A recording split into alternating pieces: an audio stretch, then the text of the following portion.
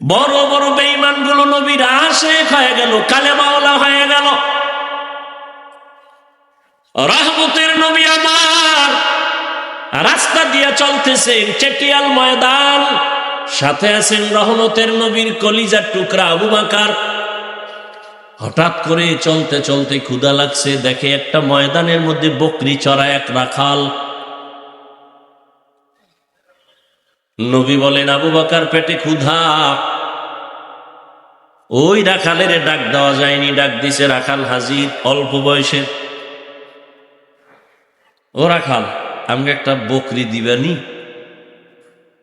বা একটা দুধ দেও। একটু দুধ দিল, পেটের ক্ষুধা নিবারণ করে বকরির দুধ। বলেন, মালিক তো আমি না, আমি কেমনে দিব? আচ্ছা তাহলে তুমি করো, একটা বকরি দিয়া দাও। কেন? তাও দেওয়া যাবে।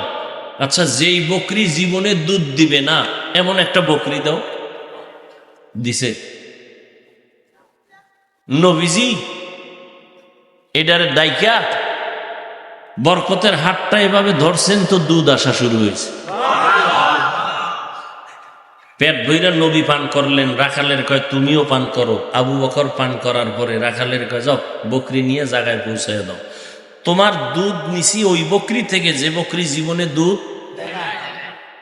রাখাল চিন্তা করি, বেড়া খেয়ে